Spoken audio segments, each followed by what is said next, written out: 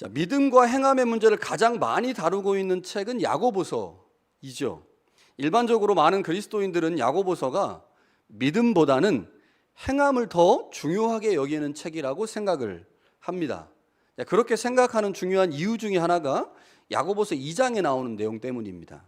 우리가 야고보서 2장을 3주에 걸쳐서 살펴볼 건데요. 야고보서에서 굉장히 중요한 장이고 또 이 장을 잘 이해하면 이 믿음과 행함의 문제를 어느 정도 이해할 수 있습니다. 야고보서 2장에 보면 이런 말씀들이 있어요. 이로 보건대 사람이 행함으로 의롭다 하심을 받고 믿음으로만은 아니니라. 그러니까 믿음으로 의롭다 하심을 받는다고 말하는데 행함으로도 의롭다 하심을 받는다. 이 말씀 때문에 굉장히 이제 야고보서가 논란이 있죠. 2장 26절에는 영혼 없는 몸이 죽은 것 같이 행함이 없는 믿음은 죽은 것이다. 그러니까 행함을 굉장히 강조하고 있죠. 이러다 보니까 야고보서는 믿음보다는 행함을 더 많이 강조하는 책이다, 이렇게 알고 있습니다. 그러나 야고보서 2장의 내용을 좀 더 자세하게 살펴보면 야고보의 주된 관심이 단순히 행함이 아니라는 사실을 알 수 있습니다. 야고보가 말하고 있는 행함은 믿음을 전제한 행함인데 그 믿음이라고 하는 내용이 전제되어 있다 보니까 강조가 안 되는 거죠. 강조가 안 되다 보니 강조하고 있는 행함에 우리가 집중하면서 야고보서는 행함을 강조하는 책이구나, 그래서 행함으로 의롭다 하심을 받는다고 말하는구나 라고 생각을 하게 되는 거죠. 자, 이거를 이제 제가 2장 설교를 하면서 야고보서가 도대체 왜 행함으로 의롭다 하심을 받는다고 말하는지, 그 말의 진짜 의미가 무엇인지를 이제 말씀을 드릴 겁니다. 자, 오늘 설교를 시작하면서 1절부터 13절의 구조를 이해하는 게 굉장히 중요합니다. 자, PPT를 한번 보겠습니다. PPT를 보시면, 자, 이게 이제 오늘 설교의 전체적인 내용입니다. 자, 1절부터 13절 중에 1절은 주제 문장입니다. 자, 이 단락에서 무엇을 말할지를 주제 문장에서 얘기해요. 자, 이렇게 말하죠. 그리스도에 대한 믿음을 가진 우리는 다른 사람을 차별하지 말아야 한다. 그러니까 다른 사람을 차별하지 말아라라고 하는 구체적인 행동을 제시하고 있습니다. 행함을 제시하는데 그 행함의 전제가 뭐냐? 우리가 그리스도에 대한 믿음을 가졌기 때문이다. 그러니까 믿음을 가진 우리는 이렇게 행동해야 된다라고 얘기를 합니다. 이게 주제 문장입니다. 주제 문장을 이야기한 다음에 그 주제에 관한 부연 설명들을 예를 들어 설명해요. 예를 들어서, 자, 2절부터 4절에는 그러면 도대체 우리가 어떤 상황에서 차별이 일어나는지, 차별이 일어나는 구체적 상황을 제시합니다. 그 내용은 부자는 좋은 자리에 앉게 하고 가난한 사람은 서 있게 하거나 말석, 발등상에 앉게 한다. 이 발등상이라고 하는 게 발판을 의미합니다. 발판에 앉게 하면서 우리 안에 차별이 있다, 요 이야기를 해요. 자, 그리고 나서 5절부터 11절에는 그러면 왜 우리가 차별하면 안 되는지, 차별하는 것이 왜 문제인지를 세 가지로 말합니다. 첫 번째, 하나님이 차별하지 않으신다. 이게 굉장히 중요해요. 하나님이 차별하지 않기에 우리도 차별하면 안 된다라는 얘기고요. 두 번째, 부자들, 너희들이 그렇게 존경해주고 차별해주는, 그래서 존귀하게 여기는 부자들이 너희들 박해하고 힘들게 하고 못 살게 굴지 않느냐. 야, 그런 부자들에게 너희들 존귀하게 대해주고 싶어? 라고 이제 묻는 거죠. 부자들의 실상을 말합니다.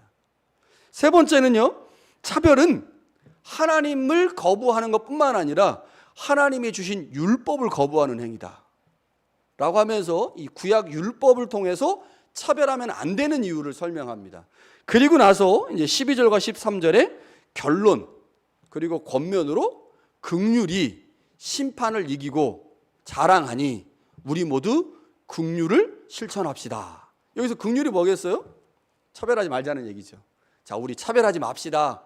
긍휼로 이 땅을 살아갑시다 라고 하면서 이 단락이 맞춰집니다. 자, 그러니까 여기서 이제 1절이 제일 중요한 거죠. 차별하지 말아야 됩니다. 차별의 예를 설명하고요. 그 차별의 예를 설명한 후에 우리가 왜 차별하면 안 되는지, 그리고 그 차별을 다른 단어인 긍휼이라는 단어로 다시 재진술하면서 긍휼의 삶을 살아갑시다. 이렇게 마치는 게 요 단락입니다. 좀 이제 머리에 좀 들어오셨죠? 제가 그냥 막바로 설교를 하는 것보다 이렇게 구조를 좀 한번 머릿속에 넣고 설교를 하면 훨씬 더 잘 이해가 될 것 같습니다. 자, 1절은 이 단락의 주제 문장입니다. 자, 우리가 그리스도에 대한 믿음을 가졌다라는 말을 먼저 시작하고, 그리스도에 대한 믿음을 가졌기 때문에 우리는 다른 사람을 차별하면 안 됩니다 라고 하는 매우 구체적 행위를 제시하고 있습니다. 차별하지 맙시다라는 행위를 제시하죠. 야고보서가 이렇게 강조하고 있는 행함은 믿음이 표현되는 중요한 방식입니다. 그러니까 우리의 믿음이 표현되는 방식이기 때문에 행위가 강조되는 거예요. 행위 자체가 중요한 게 아니고 믿음이 표현되는 방식이다. 자, 그런데 여기서 우리가 이 야고보가 강조하고 있는 행함, 이것을 이해하려면 우리가 몇 가지 이제 전제를 좀 가지고 이 말씀을 대해야 되는데, 바울 서신에 보면요, 바울이 믿음을 얘기하면서 행위를 얘기합니다. 로마서, 그다음에 갈라디아서, 그리고 에베소서 이런 데 보면 행위가 나오거든요. 그런데 거기는 뭐라고 나오냐면 율법의 행위라고 되어 있어요. 그러니까 야고보서가 말하고 있는 행함하고 바울이 말하고 있는 율법의 행위는 다른 겁니다. 완전히 다른 거예요. 근데 우리가 왜 이 믿음과 행함의 관계를 잘 이해하지 못하냐면, 야고보가 말하고 있는 행함하고 바울이 말하고 있는 율법의 행위를 같은 것으로 보기 때문에 이해가 안 되는 겁니다. 그러니까 이게 완전히 다르다라고 하는 것들을 이제 전제하고 말을 이제 우리가 이해해야 되는데, 이거는 제가 다음 두 번 동안 2장을 설교할 건데 그때 조금 더 자세하게 말씀을 드리도록 하고요. 자, 또 다른 하나는, 여러분, 믿음과 행함이 믿음, 니꼴, 행함 이렇게 생각을 해요. 우리가 믿음과 행함은 완전히 같은 거다. 예를 들어 이런 겁니다. 내가 믿음이라고 하는 어떤 것을 어느 기계에 넣으면 그 믿음의 분량과 똑같은 행함이 옆에 탁 나온다, 이렇게 생각하라는 거예요. 그러니까 내가 믿음을 100을 넣으면 100이라고 하는 행함이 나와야 된다고 생각하는 거예요. 이게 이제 우리 생각이에요. 이론적으로는 맞습니다. 내가 100이라고 하는 믿음이 있으면 당연히 100이라고 하는 행함이 나와야죠. 이게 이론적으로 맞아요. 그런데 실제적으로는 어떻습니까? 그렇지 않아요. 실제적으로 신앙생활 하면서. 그러니까 이제 이게 이론적인 것과 실제적인 것에 간격이 있어가지고 우리 안에 이게 굉장히 우리를 혼란스럽게 만드는 거죠. 자, 믿음을 어떤 사람이 100을 가지고 있다고 생각을 해보세요. 근데 그 사람이 100의 행동을 못할 때가 있습니다. 믿음을 100을 갖고 있는데. 왜 그럴까요? 자신의 상황. 여러분, 내가 기분이 너무 좋고 너무 해피하고 너무 막 행복해, 이러면 100 있잖아요. 100이 딱 들어와서 믿음이 들어오면 100만큼 합니다. 너무너무 내가 행복하고 좋으니까 컨디션이 아주 최상인 거예요. 그런데 컨디션이 최악일 때는 어떨까요? 믿음이 100이 있어요. 그 100만큼 나옵니까? 아니요. 100만큼 안 나와요. 어떨 땐 60 나오고 어떨 땐 70 나오고 어떨 땐 80 나와요. 막 승질도 되고. 그래서 저 사람 믿음이 분명히 있는데 왜 저 사람 믿음이 100인데 왜 70밖에 안 나오지? 근데 가만히 보니까 그 사람의 상황이 너무 안 좋아. 막 병에 걸렸거나 뭐 가족이 어렵거나 뭐 컨디션이 안 좋거나 이러면 내가 100을 가지고 있어도 그 100이 안 나오잖아요. 어떤 경우에는요, 개인적인 한계 때문에 성격이 조금 뭐 괴팍할 수도 있고 뭐 옹졸할 수도 있고 이런 사람이 있잖아요. 우리는 그렇지 않지만 옹졸하거나 괴팍한 사람들이 자기가 믿음을 100 가지고 있어도 그 100이 잘 표현되지 않을 때가 있다는 거죠. 이런 상황들 때문에 100을 넣었다고 꼭 100이 나오는 게 아닙니다. 100을 넣었을 때 80이 나오는 경우들이 있다는 거죠. 그러니까 믿음이 행함으로 표현되잖아요. 그런데 그 행함을 보고 그 사람의 믿음을 완전하게 판단할 수 없는 거죠. 그러니까 순차적으로 보면 믿음이 있고 그 믿음이 행함으로 나타나요. 그런데 어떤 사람은 100의 믿음이 100으로 나타나지만 어떤 사람은 100의 믿음이 80으로 나타날 수 있는데, 그 80을 보고 야이, 저 사람은 믿음이 80밖에 없네, 저 사람은 참 믿음이 없는 사람이네 라고 말하는 게 우리의 습관이라는 겁니다. 그런데 그렇지 않을 수 있다는 거죠. 개인의 한계와 개인의 상황 때문에 100이 80으로 나타날 수 있다는 걸 기억해야 됩니다. 이거를 전제하지 않고 이 야고보서를 보게 되면 야고보서에서 말하는 행함에 대한 오해가 생깁니다. 자, 100이 80으로 나타날 수 있다. 그래서 80 가지고 그 사람의 100을 판단하지 못할 때가 있다, 이런 거고요. 반대의 경우가 있어요. 어떤 걸까요? 나는 믿음이 100밖에 없어, 80밖에 없습니다. 80밖에 없는데 100의 행동을 하는 거예요. 자, 믿음이 80밖에 없는데 100의 행동을 하는 사람 우리 뭐라고 부릅니까? 위선이라고 부르는 거예요. 위선. 가식. 저 사람은 믿음도 별로 없는 것 같은데 믿음 믿는 척을 하는 겁니다. 자, 그러면 믿음 믿는 척을 할 때 그 사람이 믿음 있는 척을 하는 건지 진짜 믿음 있는 건 우리가 구별합니까? 못합니까? 우리 구별 못해요. 누구만 구별해요? 본인 알고 하나님 알고. 우리는 구별 못합니다. 그런데 이 사람이 분명히 믿음이 80인데 100의 행동을 했어요. 20은 가식이거든요. 근데 그 가식을 포함하고 있는 100의 행동으로 그 사람의 믿음을 100이라고 말하는 게 우리라는 겁니다. 자, 이런 경우에도 분명히 문제가 생기는 거죠. 그러니까 100의 믿음을 넣었을 때 100의 행동이 나오면 제일 좋겠지만 100의 믿음을 넣었을 때 100의 행동이 안 나오는 경우들이 있고 80의 믿음을 넣었는데 100의 행동이 나오는 경우도 있다 보니 우리가 야고보서를 보면서 이 행함에 관한 이야기를 보면서 행함이 그 사람의 믿음을 판단하는 절대적 기준일 수 없다라고 하는 것이 전제되어야만 야고보서가 말하고 있는 이 믿음과 행함의 관계를 제대로 이해할 수 있습니다. 이게 전제인 거예요. 이게 전제. 이 두 가지를 좀, 하나는 바울 서신의 행함과 야고보서의 행함이 다르다고 하는 것, 이게 첫 번째고, 자, 믿음이 곧 행함이라고 하는 이꼴 관계가 성립되지 않을 수도 있다라고 하는 것들을 이제 기억을 하면서 우리가 이제 말씀을 살펴야 됩니다. 자, 오늘 본문은 믿음을 가진 자들에게 어떤 행위를 요구하죠. 이거 똑같은 거, 이것도 차별을 하지 마라라고 하는 어떤 구체적인 행위가 믿음의 근거에서 나오면 최고 좋지만 믿음이 부족한 사람이 과도하게 차별하지 않는 행동을 통해서 나의 의로움을 드러내려고 할 수도 있고, 어떤 사람은 믿음이 있지만 실수하거나 한계 때문에 차별하고 싶지 않지만 차별할 수밖에 없는 상황으로 갈 수도 있다는 거죠.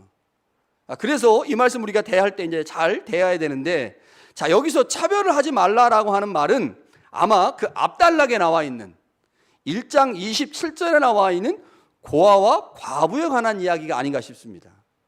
자, 앞단락에서 고아와 과부를 향하여 환난 중에, 그들이 환난 중에 있을 때 그들을 돌보는 것이 하나님 앞에서의 경건이다라고 설명을 했는데, 자, 우리가 하나님 앞에서의 신앙생활이 뭐냐? 그 가난한 사람들을 돌보는 건데, 여기서 차별의 대상이 누구예요? 가난한 사람이거든요. 그래서 바로 앞에 나와 있는 고아와 과부를 공동체 안에서 혹은 내 삶의 자리에서 차별하지 말아야 된다. 이게 믿음을 가진 사람들의 삶의 방식이다 라고 지금 주제 문장을 던졌습니다. 자, 그러면서 이제 2절부터 4절에 공동체 안에서 다른 사람에 대한 차별이 어떻게 일어나고 있는지를 예를 들어 설명을 하죠. 자, 그 차별을 보니까요, 부자이기에 좋은 자리를 내주고 가난한 자이기에 서 있게 하거나 발판에 앉게 하는 행동들을 한다는 겁니다. 그러면서 4절에 이렇게 말합니다. 너희끼리 서로 차별하며 악한 생각으로 판단하는 자가 되는 것이 아니냐. 자, 차별을 할 때 그 차별의 근거가 뭐예요? 판단하는 거거든요. 이게 맞다라고 생각을 하니까 어떤 행동을 하는 거잖아요. 그러니까 이 차별의 근거가 뭐냐? 너희가 어떤 판단 때문에 한다. 자, 이 말씀을 우리가 보면 그 당시에 유대인들이 어떻게 판단했는지를 알 수가 있습니다. 지난번 말씀드렸듯이 유대인들은 기본적으로요, 부와 재물 그리고 자녀는 하나님이 주신 최고의 복이라고 생각했어요. 그러니까 자녀가 많다, 복받은 사람입니다. 재물이 많다, 부자다, 복받은 사람이에요. 그러니까 이러한 생각 때문에 이게 판단 기준이 되는 거예요. 판단 기준이 되니까 당연히 부자는 존귀히 여겨줘야 되고 가난한 사람은 당연히 차별하거나 무시해도 된다고 생각을 한 거죠. 이러한 판단 기준에 의해서 그렇게 행동을 하는데 그게 맞냐? 너희가 지금 판단하고 있는 게 맞냐? 그거 잘못 판단하고 있는 건 아니냐라고 물으면서 5절에 하나님은 가난한 자들을 판단하지 않으신다라고 얘기하는 거죠. 제가 지난번에 야고보서를 이제 나눌 때 이제 그 단락 구분을 할 때 내 사랑하는 자들아, 이게 단락 구분의 기준이라고 그랬잖아요. 근데 5절에 보니까 뭐라고 되어 있습니까? 내 사랑하는 형제들아라고 되어 있죠. 근데 단락 구분이 아니거든요. 그 뒤에 보시면 들을지어다라고 하는 말이 들을지어다. 자, 4장에도 보면요, 들으라라고 하는 표현이 몇 번 나오는데 이거는 이 말씀이 중요하기 때문에 강조하기 위한 거예요. 그래서 이게 단락 구분이 아니고 강조의 표현입니다. 내 사랑하는 형제들 잘 들으십시오. 하나님은 차별하지 않습니다. 하나님은 절대로 차별하지 않습니다. 오히려 하나님은 세상에 있는 가난한 자들을 택하시고 그들에게 믿음의 부유함을 주셨습니다. 믿음의 부유함으로 인해 가난한 자들은 하나님의 나라를 상속받게 되었으니 여러분들도 하나님처럼 하나님과 같이 누군가를 판단하면 안 됩니다. 그러니까 우리가 이제 판단하고 누군가를 차별하면 안 된다고 하는 이제 근거가 하나님에게서 있죠. 자, 6절과 7절에 보니까요, 높임을 받은 부자들의 악한 행동들 때문에 부자들을 존귀 여기고 가난한 자들을 차별하면 안 된다라고 얘기합니다. 자, 뭐라고 되어 있냐면요, 부자들은 너희를 억압한다, 법정으로 끌고 간다. 우리가 존귀하게 여기고 있는 그 이름, 하나님의 이름, 예수의 이름을 모독하는 사람들이 부자들이다. 자, 그러니까 여기 6절과 7절에 나와 있는 부자들은 공동체 안에 있는 부자들은 아닌 것 같아요. 세상을 살다 보면 부자들을 만나는데 그 부자들의 행태가 너희들 억압하고 너희들이 큰 잘못도 안 했는데 법정 끌고 가서 너희들 막 잔혹하게 하고, 우리가 믿고 있는 하나님의 이름과 예수의 이름을 모독하는 자들이 부자들인데, 야, 너희들이 어떻게 부자들에게 존귀함을 표하면서 차별하게 행동할 수 있느냐, 이거 좀 문제 있는 것 아닌가라고 이제 문제 제기를 하는 거죠. 그리고 나서 8절부터 11절에 차별이 구약 성서를 범하는 행동이다라는 말합니다. 여기 이제 중요해요. 이 단락이 중요합니다. 이 단락이 이제 해석이 필요한 단락인데, 자, 야고보서가 첫 번째 이 구약 성경으로 가져온 본문이 레위기 19장 18절입니다. 여기 보면 내 이웃 사랑하기를 내 몸과 같이 하라라는 말씀이 나옵니다. 자, 그런데 여기 나오는 이 내 이웃 사랑하기를 내 몸과 같이 하라, 이거를 야고보가 뭐라고 표현하냐면 최고의 법이다라고 표현해요. 최고의 법. 자, 이웃사랑이 최고의 법입니다. 그러면 도대체 왜 이웃사랑이 최고의 법일까? 우리말 성경은 최고의 법이라고 번역을 했는데 이거를 헬라어 성경에서 다시 직역을 하면 왕의 법 혹은 왕에게 속한 법입니다. 그러니까 왕이 누구예요? 하나님이잖아요. 그러니까 이 최고의 법을 다르게 번역하면 하나님의 법이고 하나님에게 속한 법이라는 거예요. 이웃사랑이. 좀 우리가 이해하기가 쉽지가 않죠? 자, 10절이 핵심입니다. 10절이 핵심이에요. 누구든지 온 율법을 지키다가 그 하나를 범하면 모두 범한 자가 된다. 이게 이 최고의 법이라고 하는 말을 이해할 수 있는 핵심입니다. 자, 어떻게 최고의 이웃사랑이 최고의 법이 되고 왕의 법이 될 수 있느냐, 이걸 다르게 설명하면 가난한 사람들을 차별하에 대하지 않는 것, 즉 고아와 과부를 그들의 환난 중에 돌아보는 것이 최고의 법이라는 거예요. 이게 어떻게 최고의 법이 될 수 있느냐? 자, 우리가 생각할 때 이웃사랑은 공동체 안에서 최고의 법이 아니고 여러 율법 중에 하나의 법입니다. 그렇죠? 고아와 과부를 돌보는 것은 여러 율법 중에 하나의 법이에요. 구약 성경에 이웃사랑이 최고의 법이라고 기록한 데가 단 한 군데도 없습니다. 그러니까 구약 성경은 이웃사랑을 최고의 법이라고 말하지 않는 거예요. 그럼 이걸 누가 지금 해석하고 있는 거겠습니까? 야고보가 해석하고 있는 거예요. 야고보가 어떠한 근거와 기준에 의해서 이웃사랑이 최고의 법이고 하나님의 법이다라고 지금 해석을 한 거예요. 야고보가 왜 이렇게 해석을 했느냐? 이유는 간단합니다. 자, 우리가 사람의 몸을 유기체라고 부르잖아요. 유기체라고 불러요. 자, 그래서 우리가 이제 유기체이기 때문에 손가락이 아프면 손가락만 아픈 게 아니죠. 손가락 하나 때문에 온 몸이 고통을 받습니다. 하나로 연결되어 있으니까. 자, 교회도 역시 그리스도의 몸입니다. 그래서 어떤 한 성도가 고통을 당하거나 아픔을 겪으면 우리 모두가 그리스도 안에서 한 피를 이어받은 한 가족이고 한 몸이기 때문에 다른 어떤 성도가 고통을 당하는 현장에서 우리도 역시 고통을 당하는 게 맞습니다. 그렇지 않으면 우리는 성서의 말씀을 위배하며 사는 거예요. 우리가 하나님의 말씀을 지킨다, 하나님의 말씀으로 산다라고 하는 것은 우리가 그리스도의 피로 말미암아 하나가 된 공동체다, 한 몸이다. 그래서 저 사람이 아프면 나도 아프고 내가 아프면 저 사람도 아픈 게, 이게 그리스도의 말씀을 성취하며 살아가는 교회의 모습입니다. 자, 몸이 그렇고 교회가 그런데 야고보는 율법도 그렇다고 해석한 거예요. 율법도 유기체다, 하나다. 예를 들면 이런 겁니다. 하나님이 우리에게 율법 100개를 주셨다고 생각을 해보세요. 100개를 주셨어요. 자, 그런데 이 100개를 열심히 지키는데 하나 지키고 10개 지키고 50개 지키고 60개 지키고 70개, 90개, 99개를 지켰어요. 99개는 완벽하게 지켰습니다. 완벽하게. 그런데 하나의 법을 어긴 거예요.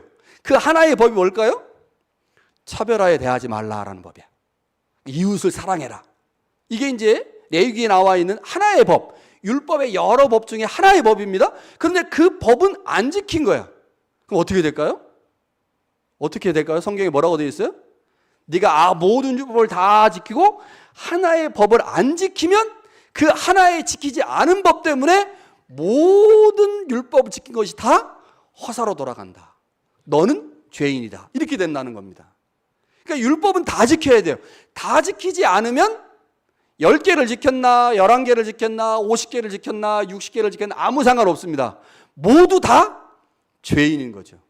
자, 그러니까 지금 야고보가 이렇게 얘기하는 거예요. 여러분들이 지금 99개 율법을 다 지켰습니다. 근데 마지막 율법이 뭐냐면 이웃을 사랑하나야. 구체적으로 형제를 차별하에 대하지 않는 겁니다. 긍휼을 베푸는 거예요. 근데 그 법은 안 지켰습니다.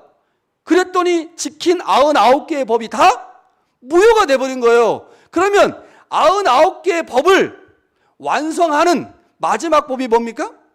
이웃사랑입니다. 이웃사랑을 지켜야 내가 지금까지 수고한 모든 수고가 수포로 돌아가지 않고 결과를 맺는 거예요. 그런 관점에서 보면 이웃사랑은 어떤 법이에요? 최고의 법이에요. 최고의 법.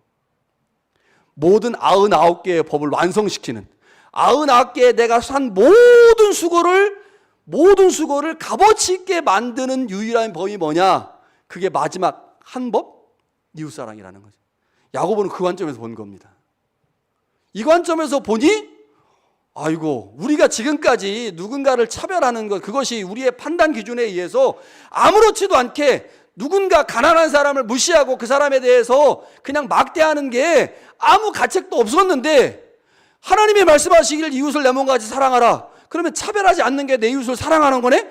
그러면 차별하는 그 행동 때문에 내가 지금까지 지킨 모든 율법이 다 무효가 돼버리네? 이 관점에서 보니 이웃사랑이 이렇게 큰 법이었어? 야, 이렇게 중요한 법이었어? 이게 하나님에게 속한 왕의 법이었구나라는 사실을 야고보가 공동체에게 지금 말씀해 주는 거죠. 어떻습니까? 잘 해석했죠, 야고보가? 탁월하게 해석한 겁니다. 율법을. 여러분, 모든 율법은 독립된 각각의 말씀으로 존재하지 않습니다. 모든 율법은 다 연결되어 있어요. 유기체인 거죠. 서로 연결돼서 서로에게 영향을 줍니다. 이런 관점에서 우리가 말씀을 대하지 않으면 난 이 말씀 지켰으니까 의로운 자라고 생각을 하는데 너 그 말씀 지켰어? 근데 그 말씀을 안 지켰잖아. 그러면 너 지금 지킨 그 말씀 아무 의미 없어 라고 성서가 우리에게 말한다는 거죠. 여러분, 하나님의 모든 말씀은 하나님과 관련된 계명으로 그리고 이웃과 관련된 계명으로 나눌 수 있습니다. 예수님이 그렇게 나누셨잖아요. 자, 우리는 일반적으로 하나님과 관련된 계명은 최고의 계명이고 사랑과 관련된 계명은 그 다음이라고 생각을 합니다. 그러나 오늘 말씀을 통해서 알 수 있듯이 하나님의 모든 말씀은 유기적으로 연결되어 있습니다. 따라서 하나님에게 나온 모든 계명은 모두 하나님과 관련되어 있는 거예요. 그게 비록 사랑과 관련된 계명일지라도 하나님과 관련된 계명입니다. 그래서 모든 율법, 각각의 모든 율법은 율법 전체에서 보면 모든 율법을 대표하고 있는 법인 거죠. 그래서 모든 율법은 다 최고의 법입니다. 그러니까 하나님과 관련된 계명도 최고의 법이고 이웃과 관련된 법도 모두 최고의 법입니다. 여러분, 이렇게 하나님의 말씀을 이해하고 접근해야 우리가 하나님의 말씀을 그때 비로소 바르게 지킬 수 있다는 거죠. 이 정도 우리가 이해하고 나면 우리가 지금까지 잘못된 판단과 근거로 해서 행했던 누군가를 차별하고 누군가를 무시했던 행동이 결국 내가 하고 있는 모든 신앙생활을 다 망치게 할 수도 있구나로 결론 맺을 수 있는 거죠. 그러면 정신이 바짝 드는 거죠. 내가 지금까지 신앙생활을 잘못했구나. 모든 하나님의 말씀을 소중하게 생각해야 되는구나 라고 하면서 우리의 신앙의 방향을 다시 잡을 수가 있는 겁니다. 자, 그리고 나서 이제 야고보가 결론을 맺습니다. 이 단락의 결론을 맺어요. 12절의 번역이 오해를 일으킬 수 있습니다. 제가 이 말씀 우리말 성경을 수차례 읽었는데 잘 안 와닿습니다. 그래서 제가 현대인의 번역으로 다시 한번 읽어드릴게요. 12절입니다. 여러분은 자유를 주는 그리스도의 법에 따라 판단을 받게 된다는 것을 잊지 말고 늘 조심스럽게 말하고 행동하십시오. 자, 우리는 그리스도의 법, 자유를 주는 그리스도의 법의 판단을 받게 되기 때문에 조심스럽게 행동해야 된다는 겁니다. 여기서 말하는 그리스도의 법이 뭐겠어요? 앞에서 말한 최고의 법입니다. 그러니까 성서의 모든 법은 다 최고의 법이야. 그러니까 지금까지는 우리가 구약 성서를 하나님의 법은 최고의 법이고 사람의 법은 그렇지 않다라고 생각하고 살았는데 야고보가 그게 아니야. 하나님에 관한 법이든 사람에 관한 법이든 모든 법은 다 최고의 법이야. 이 관점을 가지고 우리가 이 땅을 살다 보면 어떻게 되겠어요? 말하는 거나 행동하는 것이 당연히 조심스럽게 되는 거죠. 그렇게 살아야 된다라고 12절에 말한 후에 13절에 보니까요, 헬라어 성경 앞에 가르라고 하는 접속사가 있어요. 그러니까 13절은 12절의 이유입니다. 자, 조심스럽게 행동하고 말하십시오. 왜냐하면 이라고 말합니다. 왜냐하면 긍휼을 행하지 않으면 긍휼 없는 심판이 있기 때문입니다. 자, 여기서 긍휼이 뭐겠어요? 앞에서 말하는 최고의 법입니다. 사랑의 법이죠. 그러니까 내가 하나님의 모든 법이 최고의 법이고 차별하지 않고 이웃을 사랑하는 법이 최고의 법이라 알고 내가 정말로 누군가를 향해서 긍휼을 베풀고 누군가를 향해서 사랑을 베풀면 그 긍휼과 사랑을 내가 실천하는 삶을 살았으니 하나님으로부터 나도 역시 긍휼을 받는다는 겁니다. 그러나 반대로 생각해 보세요. 내가 긍휼 없는 삶을 살았어요. 하나님의 모든 법을 소중하게 생각하지 않고 어떤 법은 중요하게 생각하고 어떤 법은 그렇지 않게 생각해서 차별하는 삶을 살았어. 그러면 하나님이 우리에게 야, 내가 너에게 준 그 많은 율법을 왜 차별하여 지키니? 모든 게 다 중요한데 왜 너는 이건 중요하다고 생각을 지키고 이거는 중요하다고 생각하지 않아 안 지키니? 그러니 나도 너를 차별해야 될 거야. 너 긍휼 없어. 이렇게 말씀하신다는 겁니다. 그러니까 우리가 하나님으로부터 차별 안 받으려면 우리도 차별하는 삶을 살면 안 된다는 거죠. 자, 이렇게 생각을 하면 마치 주도권이 내가 잘하면 난 구원받고 내가 못하면 나 구원받지 못하는 것처럼 생각할 수 있습니다. 실제로 제가 최근에 어떤 목사님한테 이런 얘기를 들었어요. 어떤 교회에서 뭐 이런 얘기 잘못해가지고 교인들이 난리가 났대요. 하나님에게 사죄권이 있는 건데 마치 사람에게 사죄권이 있는 것처럼. 그런데 그렇게 보이는 구절들이 신약성경에 좀 있거든요. 자, 예를 들면 이런 겁니다. 마태복음 6장 12절에 보면 잘 들어보세요. 우리가 우리에게 빚진 사람을 탕감하여 준 것 같이 우리의 빚도 탕감하여 주옵소서. 자, 우리가 빚 탕감 받으려면 뭐 해야 된다는 거예요? 우리가 누군가의 빚을 탕감해 줘야 된다는 거예요. 주도권이 누구한테 있어요? 우리한테 있는 것처럼 보여줘. 잘못해서 가면 큰일 납니다. 자, 마태복음 6장 14절 15절에는요. 너희가 사람의 잘못을 용서하면 너희 하나님 아버지께서도 너희 잘못을 용서하신다. 그러나 너희가 사람의 잘못을 용서하지 아니하면 너희 아버지께서도 용서하지 않는다. 자, 죄 용서의 주도권이 누구한테 있는 것처럼 보입니까? 우리한테 있는 것처럼 보여요. 아닌 것 같은데. 자, 마태복음 18장 35절에 보면요. 각각 너희가 마음으로부터 형제를 용서하지 아니하면 하늘 아버지께서도 너희에게 용서하지 않는다. 주도권이 누구한테 있어요? 우리한테 있는 것처럼 느껴져. 그러니까 이 야고보서 2장 13절의 말씀도 긍휼을 내가 누구에게 베풀면 내가 하나님으로부터 긍휼을 받고 내가 누군가의 긍휼을 베풀지 않으면 하나님으로부터 긍휼을 못 받는 것처럼 읽을 수 있다는 거죠. 그러나 그렇게 읽으면 안 됩니다. 이건 그게 아니죠.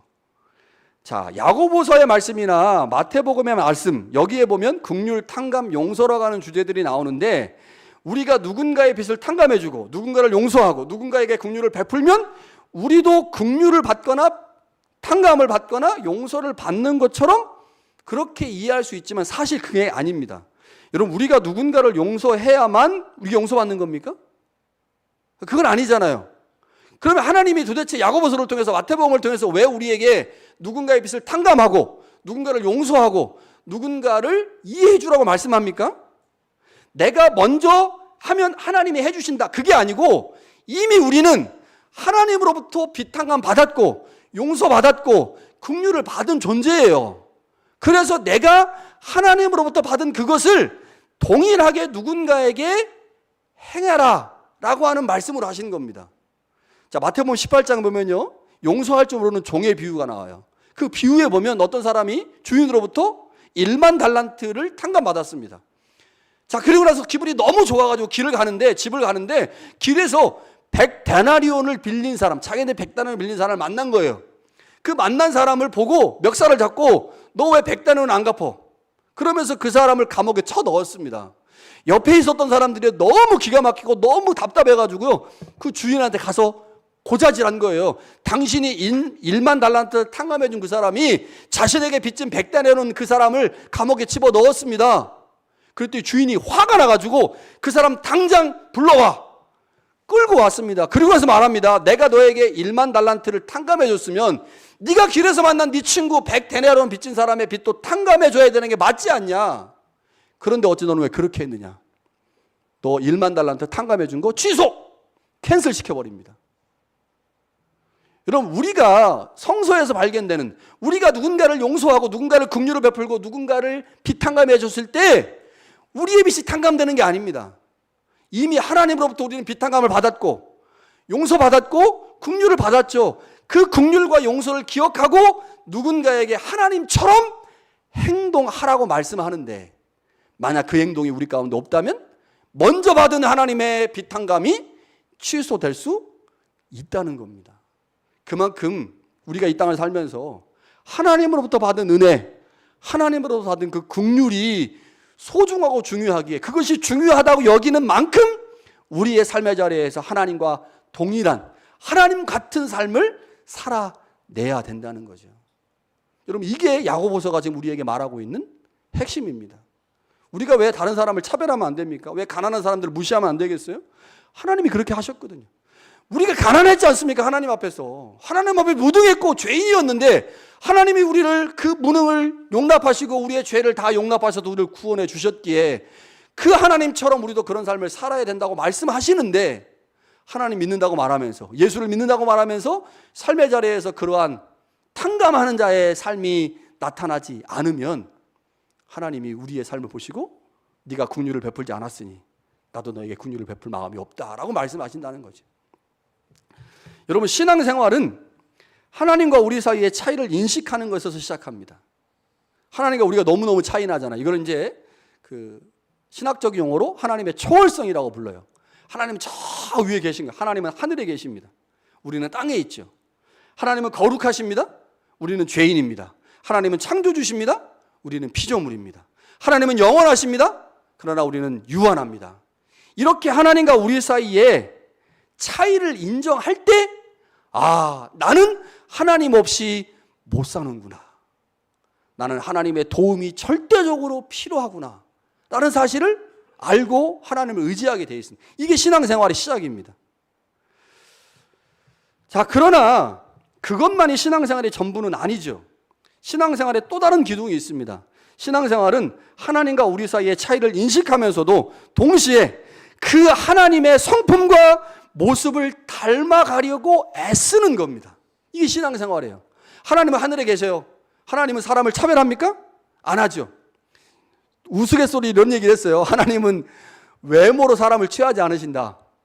그래요. 하나님은 사람을 외모로 취하지 않으시지. 그러나 나는 하나님이 아니니 나는 사람을 외모로 취할 거야. 이렇게 말하는 거예요. 뭐 논리적으로는 맞죠. 하나님은 차별하지 않으시지. 그래, 하나님은 하나님이니까 차별하지 않지. 그러나 나는 사람이니 차별할 거야. 우스갯소리로 그렇게 말을 하는 적이 있거든요. 이게 신앙입니까? 아니요. 하나님과 우리 사이의 질적인 차이를 인정하지만 그 하나님이 우리에게 예수 그리스도를 통하여 하나님을 닮아갈 수 있는 접촉점을 주셨지 않습니까? 그래서 우리는 예수 그리스도라고 하는 접촉점을 통해서 끊임없이 하나님을 보고 하나님을 생각하고 하나님을 신앙하고 신뢰하면서 하나님의 성품을 닮아가려고 애를 쓰죠. 이게 신앙생활입니다. 하나님은 사람을 차별하지 않습니다. 우리는 인간이기에 어쩔 수 없이 차별의 현장 가운데 있을 때가 있습니다. 그러나 하나님이 차별하지 않으시니 우리도 누군가를 차별하는 삶을 살지 않겠다고 결단하고 그 하나님의 성품을 닮아가려고 기도하고 성령의 도우심을 구하는 게 그게 또한 신앙생활입니다. 이제 우리의 나약함에서 벗어나 하나님을 닮아갑시다. 하나님께서 누군가를 차별하지 않으셨으니 우리도 하나님처럼 누군가를 차별하지 않고 오히려 그들을 사랑합시다. 특별히 오늘 어버이 주일을 맞아 우리의 육신의 부모를 사랑하고 공경합시다. 여러분, 하나님이 우리를 얼마큼 사랑하시는지를 이해하면 그 하나님의 말씀 앞에 내가 겸손하여 그 말씀을 지킬 수 있잖아요. 마찬가지입니다. 우리의 부모님이 우리에게 많이 해준 부분도 있고, 자식의 입장에서 우리 부모님은 이렇게 생각할 수도 있겠지만, 사실은 이제 부모의 입장에서 보면, 우리가 이제 부모가 되보니까 그렇지 않습니까? 부모의 입장에서 보면 자식을 향해서 생명까지도 내어줄 만큼 자식을 사랑하지 않습니까? 그게 자녀의 입장에서 보니까 안 느껴질 뿐이죠. 하나님의 사랑이 우리 가운데 크게 나타나는 것을 우리가 알게 되었다면, 우리를 향한 부모의 사랑이 얼마큼 크고 대단하고 얼마나 소중한지를 알 수 있게 되고, 그렇게 될 때 우리의 육신의 부모를 공경하고 사랑할 수 있을 것입니다. 오늘 우리 모두가 하나님을 닮은 하나님의 사람으로 하나님의 율법을, 하나님의 말씀을 지킬 뿐만 아니라 하나님이 우리 가운데 주신 가정, 우리의 부모, 우리의 자녀들을 사랑할 수 있는 귀한 은혜가 우리 가운데 있기를 간절히 축원합니다.